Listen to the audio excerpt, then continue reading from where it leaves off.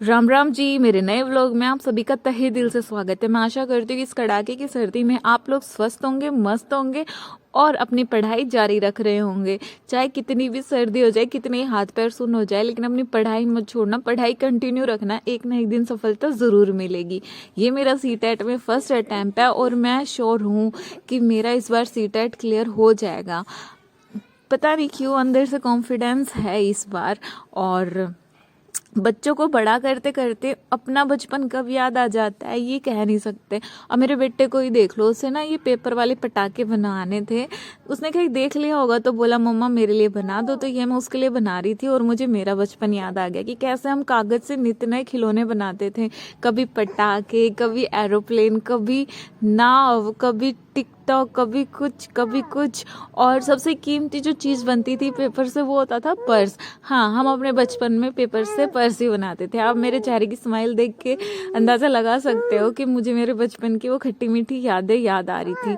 और हमारे बचपन में ना हम कागज़ से ही बना लेते थे। मतलब बहुत रेयर होता था कि मार्केट जाके कोई खिलौना खरीदते थे, वरना कागज़ से ही सब टाइप के खिलौने बन जाते थे। और यहाँ मैं बेटे को दे रही हूँ कि इसका ऐसे चलाना है, लेकिन उसको समझने में थोड़ी प्रॉब्लम हो रही थी और मैडम बार बार जिद कर रही थी कि मुझे भी चलाना है। तो एक पटाखा मैंने उसको भी बना के दे दिया है, लेकिन चलाना नहीं आता, बस बच्चों को जिद करने तक मतलब है। और मैं बार बार पूरा प्रोसेस उसे अच्छे से एक्सप्लेन कर रही थी कि बेटा देखो ऐसे चलाना है, लेकिन वो कर ही नहीं पा रहा था। उसे थोड़ा टाइम लगेगा, लेकिन धीरे धीरे वो समझ जाएगा। उसके लिए ये चीज़ नहीं है, लेकिन हम तो खेल खेल के ही बड़े हैं यार, हमारे लिए तो ये चीज़ें पुरानी है। बस ऐसे ही बच्चों के साथ है ना, अपना बचपन याद आ जाता है। मतलब दोबारा बचपन जी लेने की तमन्ना होती है कि हाँ, दुनिया का लाइफ का सबसे अच्छा फेज होता है ये बचपन वाला फेज। पर उस टाइम हम लोग इस धेड़-बुन में रहते कि कब बड़े होंगे, कब इन सब चीज़ों से छुटकारा मिलेगा। और बाहर खड़ी है ये बेजुबान जानवर रोटी के इंतज़ार में। मम्मी कहती है कि बिना झोली के फ़कीर होते हैं, कुछ ना कुछ इन्हें डाल ही देना चाहिए। तो बस मैंने इसको डाल दिया रोटी। अब ये रोटी खाएगी और फिर मैं लेने आ गई हूँ पालक, क्योंकि अभी शाम का टाइम हो चुका है और शाम का खाना बनाना है। तो पालक मैंने अपने घर में ही बो रखा है। जितना हो सके फर्टिलाइज़र से दूर रहने की कोशिश करते हैं।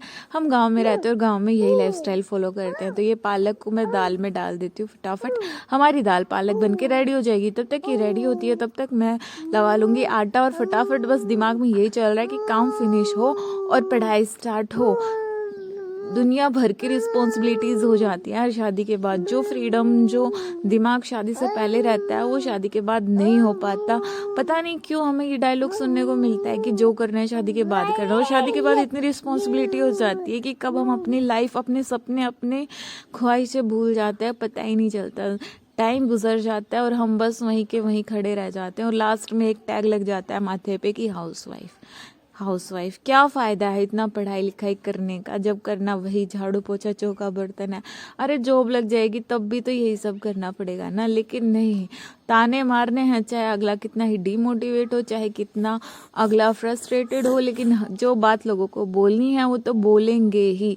तो यहाँ दाल चढ़ा दी है और आटा में लगाकर अब चूल्हे पे रोटियां हम बनाते हैं। तो चूल्हे पे आँच जला रही हूँ। सर्दियों में चूल्हे पे आँच जलाने में बहुत प्रॉब्लम होती है, क्योंकि सीलन की वजह से ना ईंधन सारा गीला रहता है, लेकिन फिर भी थोड़ी कोशिश के बाद आँच जल जाती है। और वैसे भी चूल्हे पे रोटियां बनाने में ना आनंद आता है सर्दियों के दिनों में, जब गरम गरम तपत लगती है ना तब। तो बस यही सब मैं कर रही हूँ। और ये फूकनी है। आप लोग जानते हो कि फूकनी किसे कहते हैं, नहीं कहते?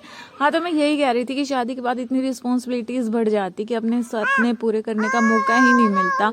तो मैं उन माँ बाप से, अगर वो मेरी कोई वीडियो जहाँ तक पहुँच रही है, अगर वो लोग ये वीडियो देख रहे हैं, तो मैं बस यही रिक्वेस्ट करना चाहूँगी कि आपकी बेटी के सारे सपने ना उनको शादी से पहले ही पूरे कर लेने दो। शादी के बाद है ना, सपने पूरे करने का टाइम कहाँ किसके पास है।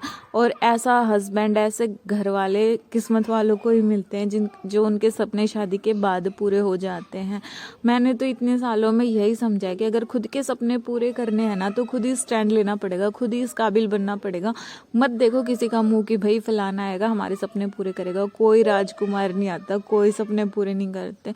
यहाँ मैं कहना चाहूँगी कि मेरे हस्बैंड है ना, काफ़ी सपोर्टिव है। वो मेरे को हर चीज़ के लिए पुश करते हैं कि तू कर सकती है, तुझे करना चाहिए ये। लेकिन है ना, मैं कहीं ना कहीं खुद में ही डाउट में रह जाती हूँ कि मुझसे हो भी पाएगा या नहीं, क्योंकि इतने साल होने के बाद खुद पे सेल्फ डाउट हो जाता है कि नहीं, ये तुमसे नहीं हो पाएगा।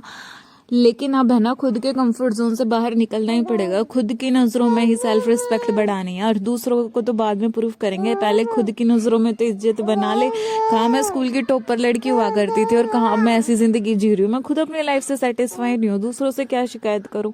और अब हम इतने मैच्योर तो हो चुके हैं कि भाई अपनी ज़िंदगी का ठेका खुद ले सकते हैं। हाँ, ये बच्चे मेरे हैं, हाँ ये घर पर गृहस्थी मेरी है, इनको संभालते हुए मैं बहुत कुछ कर सकती हूँ, और लेडीज़ भी तो कर रही है। बस इसी मोटिवेशन के साथ मैं लग चुकी हूँ अपनी पढ़ाई में, और एक ना एक दिन मैं ज़रूर सफल होंगी। और लोग जल्दी हो जाएंगे, मुझे 1-2 साल ज़्यादा लग जाएंगे, लेकिन एक ना एक दिन सफलता मुझे ज़रूर मिलेगी। और यूट्यूब पे आने का मेन रीज़न यही था कि शादी होने के बाद मैं किसी से भी इतना फ्रैंक नहीं हो पाई हूँ जिससे मैं अपने मन की बात शेयर कर सकूँ। तो यहाँ मुझे एक प्लेटफॉर्म मिला है जहाँ हम अपने मन की बात सीधे सीधे कह सकती हूँ, without any hesitation, without any झिझक। और मुझे लगता है कि आप लोग मेरी बात समझेंगे और मुझे सपोर्ट करेंगे। अगर आप लोगों को वीडियो ज़रा सा भी अच्छा लगता हो तो प्लीज़ चैनल को सब्सक्राइब करें, वीडियो को लाइक करें, और कमेंट में ये बताइए कि क्या कमी रह रही है जो मेरा चैनल ग्रो नहीं कर रहा है। मुझे काफ़ी दिन हो गए ट्राई करते करते, मैंने हर चीज़ ट्राई करके देख ली, लेकिन समझ में नहीं आ रहा कि यूट्यूब क्यों नहीं ग्रो हो रहा।